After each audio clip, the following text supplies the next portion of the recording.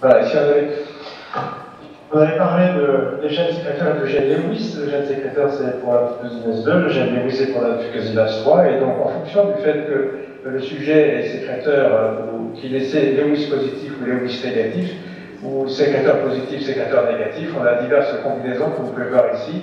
Par exemple, ici, la fucosinase 3 et la 2 fonctionnent. Ici, les deux ne fonctionnent pas. Et on peut avoir un autre type d'organisation. Donc, c'est pour ça que la composition, d'une manière générale, des HMO peut être extrêmement variable d'un sujet à l'autre. Alors, les HMO, c'est des molécules qui sont essentiellement dans le tube digestif et qui donc risquent essentiellement d'agir sur les bactéries. De quelle façon? Ça joue à la fois sur la croissance, alors ça peut en pratique faciliter la croissance des bactéries saprophytes et au contraire inhiber la croissance des mauvaises bactéries, on verra un peu comment tout à l'heure. Ça peut servir de leurre, c'est-à-dire que c'est présent dans la muqueuse digestive, mais c'est présent dans la lumière digestive et ça entraîne à cet endroit-là la possibilité de servir de leurre, c'est-à-dire que les bactéries vont se fixer dessus au lieu d'aller se fixer sur le tube digestif, sur la paroi digestive. Et puis enfin, vous avez une série d'autres actions qui sont moins claires, mais qui sont la prolifération cellulaire, les jonctions serrées, c'est potentiellement important, ça, en termes notamment de protection contre l'allergie, on ne sait pas très bien, et le glycocalyx, cette couche de glucosé qui recouvre la paroi et qui est importante également. Donc vous voyez un certain nombre de bénéfices. Alors quand on analyse de façon un peu plus précise, on peut voir qu'on a une action différente selon que les bactéries sont non sécrétrices ou qu'elles sont sécrétrices. Quand les bactéries sont non sécrétrices, on voit que les bactéries pathogènes peuvent aller se fixer sur la muqueuse par l'intermédiaire de ces structures qui sont à la fois des glycoconjugués plus ou moins complexes, si vous voulez, et donc vous avez la possibilité pour ces bactéries de se fixer comme ça sur la muqueuse par l'intermédiaire de ces structures ici. Si jamais la bactérie a un statut de sécréteur, alors à ce moment-là, vous avez des HMO qui contiennent des fucoses à l'intérieur, et donc ça sert de leurre et ça empêche les bactéries d'aller se fixer sur le tube digestif, de telle sorte qu'en fonction du statut sécréteur ou non, vous avez une toxicité des bactéries pathogènes qui varie considérablement d'un sujet à l'autre. Ceci peut expliquer naturellement le bénéfice qu'on peut avoir contre les infections avec l'utilisation ou la présence de HMO. Alors, si on veut aussi regarder comment le microbiote s'établit chez l'enfant, cet établissement du microbiote, c'est quelque chose qui est très complexe, mais qui va marquer l'enfant pour toute la vie. Ici, vous avez une espèce de schématisation, les bactéries pathogènes ici les pathogènes dépendants du fucose, et ici les bactéries, on va dire saines, c'est-à-dire saprophytes. Si vous n'avez pas de HMO, si vous n'avez pas de glycoprotéines, à ce moment-là, toutes les bactéries peuvent proliférer. Si vous avez des HMO et si vous avez des glycosaccharides, mais chez des sujets qui sont non sécréteurs, à ce moment-là, un certain nombre de bactéries peuvent proliférer, mais plutôt moins les bactéries pathogènes. Si vous avez des HMO et vous avez également des glycoprotéines, mais chez des enfants qui reçoivent des formules des HMO fucosylés ou bien qui sont allaités par des mamans qui ont le statut sécréteur, à ce moment-là, ces bactéries qui sont fucose-dépendantes, elles disparaissent également, et donc vous avez une colonisation qui est faite uniquement par ces bactéries-là, des bactéries, on va dire, saprophytes.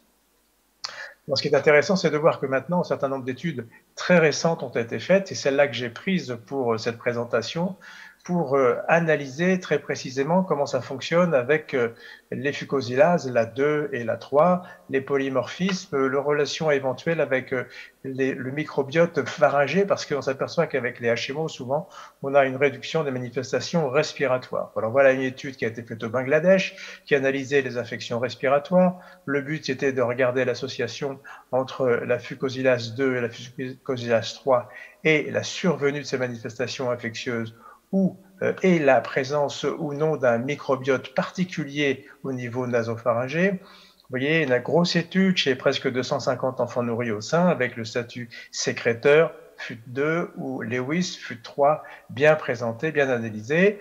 Une grande majorité des mères étaient sécrétrices. et on a analysé le microbiome, comme vous avez pu le voir de façon précise.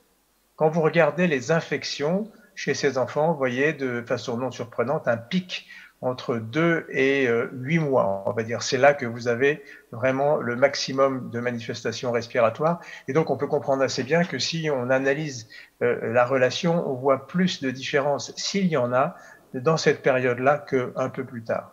C'est important parce que vous verrez que justement, on voit mieux les manifestations préventives dans cette période-là. Alors regardez les résultats. Le statut sécréteur de la mère, je rappelle que c'est des enfants qui étaient nourris au sein, est lié à une réduction des infections respiratoires dans la période de la naissance à 6 mois. Je vous rappelle cette diapositive, vous voyez, dans laquelle c'est là qu'on voit le plus d'infections.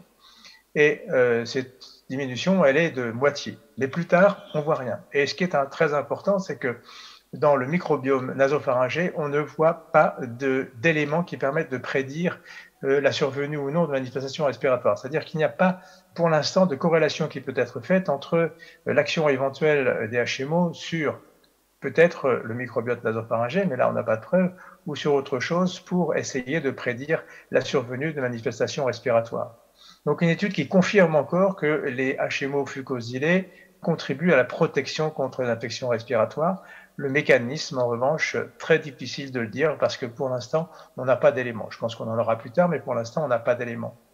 Quand on regarde l'effet du statut sécréteur, encore une fois, FUT2 ici, FUT3 ici, eh bien, on s'aperçoit que oui, on a un effet réducteur des infections en fonction du statut sécréteur, FUT2, comme vous le voyez ici, de 0 à 6 mois. En revanche, le statut sécréteur Lewis, c'est-à-dire la fucosilase 3, là, on ne voit pas vraiment de modification. Donc, ça donne l'impression quand même que la fucosilase 2 est quand même plus importante en termes de protection. Autre étude récente, vous voyez, 2020, là, c'est des enfants qui sont nourris au sein. Alors, c'est une étude bien faite, randomisée, double aveugle contre placebo, des enfants sains, des enfants nourris soit avec une formule standard, soit exactement la même formule, mais avec deux HMO utilisés habituellement et qui servent à supplémenter certaines formules infantiles maintenant, le 2FL et le LNNT. Donc, c'est la formule test par opposition à la formule contrôle. Il y a quand même une cohorte d'enfants qui est nourrie au sein. On ne peut pas randomiser les enfants qui sont nourris au sein, mais on se sert en général d'une cohorte d'enfants nourris au sein pour voir un peu où on en est. Alors, qu'est-ce qu'on voit? On a analysé là, c'est un peu compliqué ce tableau, mais regardez simplement ce qui est entouré en rouge. Vous avez ici le risque relatif de survenue d'un événement, en l'occurrence l'utilisation d'antibiotiques ou les bronchites, ici en intention de traiter, c'est-à-dire en prenant en considération tous les enfants qui ont été mis dans l'étude, quelle que soit la façon dont ils ont pu suivre l'étude après. Et vous voyez qu'en intention de traiter, on a une franche diminution avec une valeur significative ici de l'utilisation des antibiotiques, comme vous le voyez ici, de 0 à 12 mois. Et pour la bronchite, de 0 à 6 mois et de 0 à 12 mois, on voit une réduction importante également. Donc là encore, on se retrouve avec un effet protecteur contre les antibiotiques, contre l'utilisation d'antibiotiques, contre la bronchite chez les enfants qui sont alimentés avec cette formule infantile supplémentée en 2 HMO. Alors voilà une diapositive qui est dans la même étude, qui semble un peu compliquée, mais ne vous inquiétez pas, c'est pas si compliqué que ça. Ici, vous avez la diversité des bactéries. Ici, vous avez la concentration en bifidobactéries. Ici, en Escherichia coli. Ici, en Peptocetococcus. Et là, on va laisser ça de côté. C'est pas très compliqué non plus, mais on va pas trop s'attarder. Quand vous regardez la diversité, vous voyez ici les enfants nourris au sein, assez peu de diversité. Les enfants qui sont nourris avec la formule standard, une diversité assez importante. Et lorsque on fait la formule test, c'est-à-dire avec ces deux HMO, on a une réduction de la diversité. La concentration en bifidobactéries, assez large selon les enfants, vous voyez, mais globalement, on se retrouve avec un taux qui est assez élevé en abondance de bifidobactéries. Si l'enfant est nourri avec une formule standard, on baisse, on a des bifidobactéries qui sont moins importantes. Et si l'enfant est nourri avec une formule enrichie, en ces deux HMO, ça remonte. On a exactement le contraire avec Escherichia coli. Vous avez une faible concentration dans l'enfant nourri au sein. Formule témoin, vous avez une augmentation. Vous mettez des HMO, ça réduit la concentration. L'étude a été pas complexifiée, mais elle a été analysée de façon encore plus précise en comparant les enfants selon qu'ils étaient ou non nés par césarienne. Alors, vous avez ici un schéma qui est exactement le même que le précédent, sauf que vous avez à chaque fois deux colonnes, césarienne ou vaginale. Voie césarienne, voie haute, voie césarienne ou voie vaginale. Césarienne, voie vaginale, césarienne, voie vaginale, etc., etc. Quand vous regardez la diversité, vous voyez en fait pas grand-chose que ce soit césarienne ou voie vaginale. Quand vous regardez la concentration en bifidobactéries, chez l'enfant nourri au sein, pas tellement de différence entre césarienne et voie vaginale. Chez l'enfant qui est nourri avec une formule standard, c'est là qu'apparaissent les modifications. Chez les enfants qui sont nourris par césarienne, c'est là que vous avez une baisse des bifidobactéries, alors que par voie vaginale, vous n'avez pas cette baisse des bifidobactéries. Donc, on voit bien que la césarienne joue un rôle, et il joue un rôle, cette césarienne, d'autant plus que l'enfant est nourri avec une formule standard. Et si l'enfant, la formule standard est supplémentée en HMO, eh bien là, on voit que cette différence, elle semble très largement s'atténuer. Pour la concentration en Escherichia coli, c'est exactement le contraire, comme tout à l'heure. Vous avez ici les modifications que vous pouvez voir par césarienne, alors par césarienne et voie vaginale, césarienne ici, voie vaginale, césarienne ici, voie vaginale. Vous voyez qu'on voit plus de différence, plus de concentration en Escherichia coli pour la césarienne et beaucoup moins par voie vaginale. Et là encore, vous apercevez qu'avec la formule, l'enrichissement avec les HMO, vous avez une diminution nette de la concentration en Escherichia coli. Cette différence, on la voit bien, vous voyez, dans cette relation entre les diverses situations que peut vivre l'enfant. Ici, vous avez les enfants qui sont nés par césarienne et ici les enfants qui sont nés par césarienne également, ici avec la formule témoin et ici avec l'allaitement au sein. Et quand vous regardez donc les enfants qui sont nés par césarienne, selon qu'ils sont fournis, qu'ils ont été alimentés par une formule témoin, formule standard on va dire, ou bien par allaitement au sein, on voit qu'entre les deux, il y a une différence très importante de composition du microbiote. Vous voyez, chez les enfants nourris par césarienne, il y a réellement une grosse différence dans la concentration des bactéries, dans la diversité de bactéries entre allaitement au sein et entre formules standard.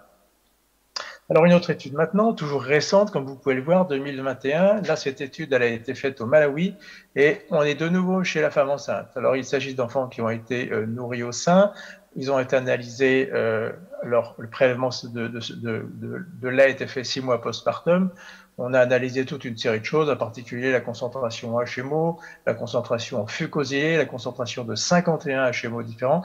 Et très intéressant, comme vous pouvez le voir, concentration de protéines bioactives, c'est-à-dire la lactalbumine, la lactoferrine, l'isozyme, toute une sorte de produits qui sont présents dans le lait de mère et qui pourraient potentiellement jouer un rôle en association avec les HMO. Plusieurs périodes ont été analysées. Qu'est-ce qu'on voit? Alors, on voit quelque chose, là, ça paraît encore un peu compliqué, mais ça ne l'est pas. On a analysé chez ces enfants la concentration en HMO fucosylé chez toutes les mamans. Et on en a fait une moyenne et on a pris cette moyenne et on a pris les mamans en fonction de ce qu'elles étaient avec une concentration supérieure ou une concentration inférieure à cette moyenne. Vous voyez ici en noir, concentration inférieure à la moyenne des HMO, ici en noir, la concentration supérieure à la moyenne des HMO. Et on regarde qu'est-ce qui se passe avec la diarrhée. Et bien on s'aperçoit que chez les sujets quand les mamans sont sécrétrices, en pratique, on ne voit pas de différence selon la concentration en HMO.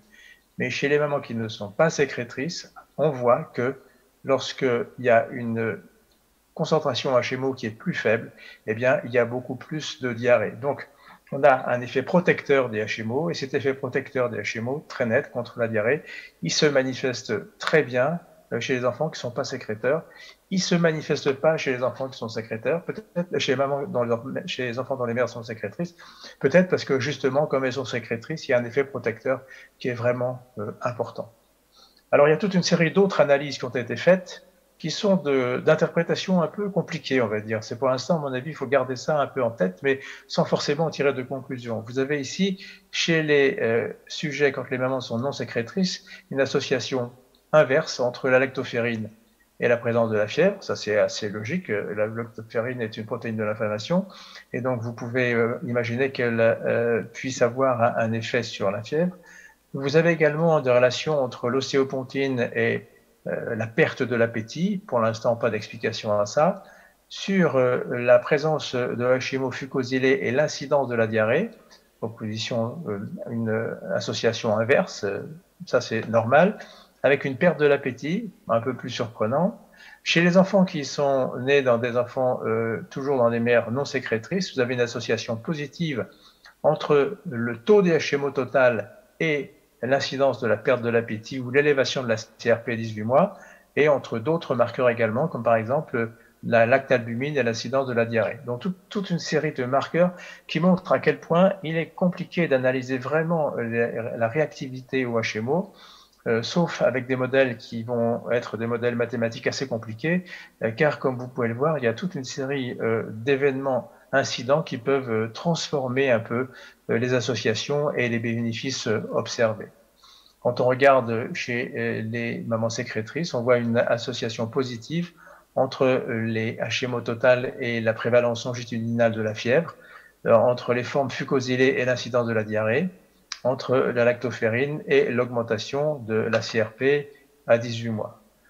Donc on voit qu'on a une association très claire entre certaines HMO, certaines protéines bioactives et certaines associations entre les deux, et les caractéristiques de morbidité de l'enfant et d'inflammation de l'enfant, et c'est probablement beaucoup plus visible chez les sécréteurs que chez les non-sécréteurs,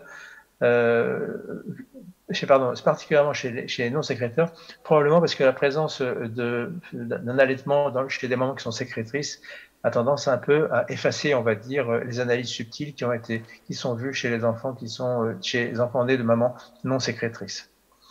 Alors, il y a d'autres éléments. Dans l'allergie, il n'y a pas de publication vraiment récente sur le sujet. La toute dernière date de 2017.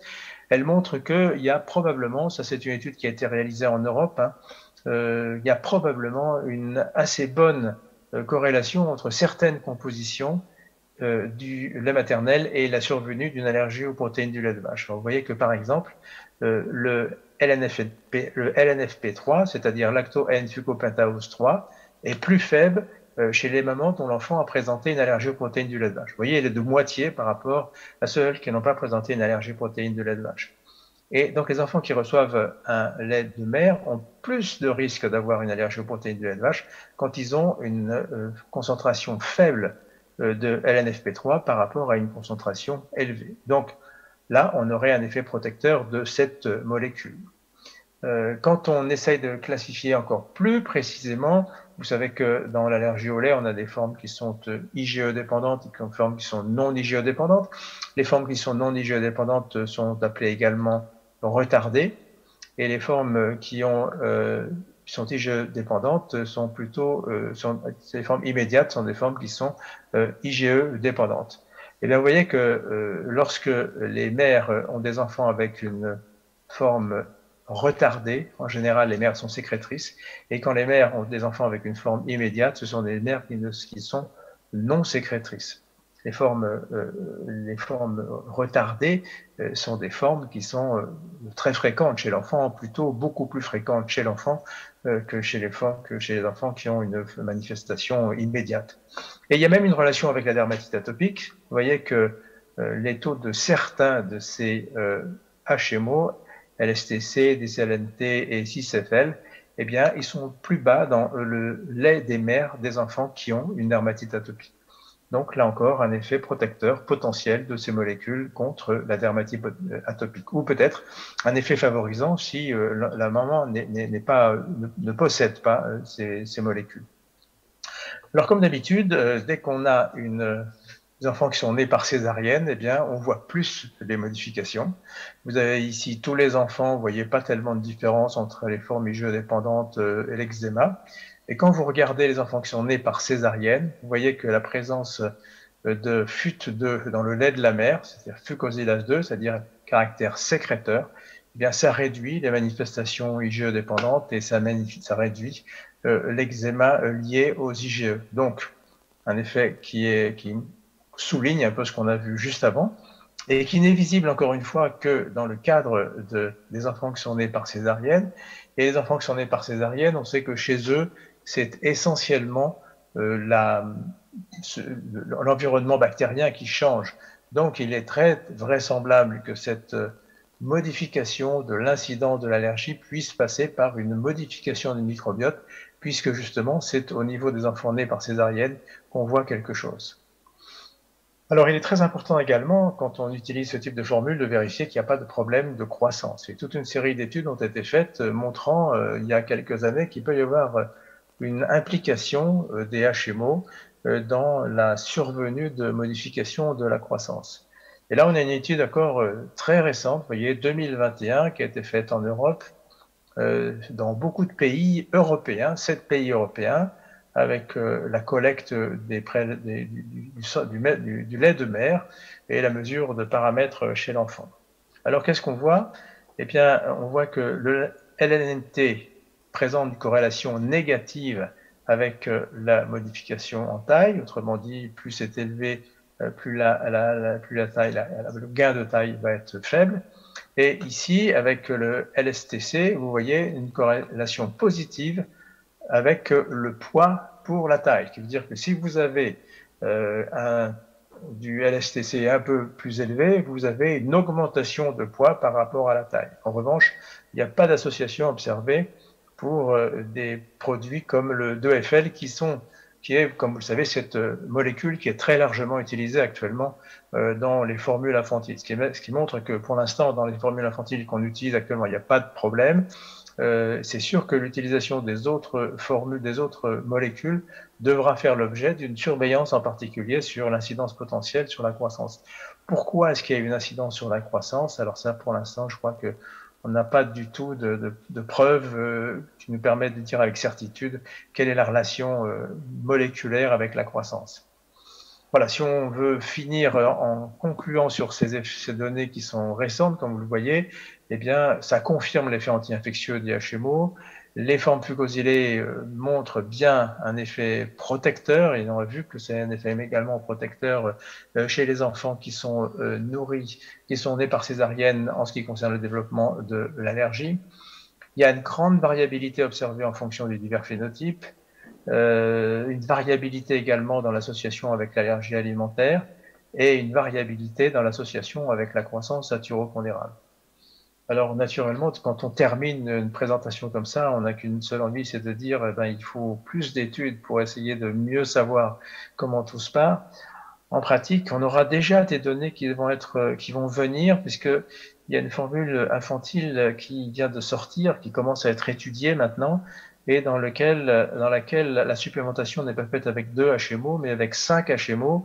Là, on a le 2FL et le 3FL, le fameux antigène Lewis, le LNNT, lacto-N-tétraose, et le 3' et 6' c'est allylactose. Donc, 5 HMO qui, si vous vous rappelez, l'une des diapositives du début, sont parmi les HMO qui sont les plus représentés dans le lait maternel en termes de concentration. Et là, il faudra voir naturellement quel sera l'impact sur les infections, sur la croissance, bien entendu, sur la croissance très important, et également sur la survenue de manifestations allergiques. Pour l'instant, je crois qu'il faut rester prudent tant qu'on n'a pas les données sur ce sujet. Voilà, je crois que c'est terminé et je vous remercie de m'avoir écouté.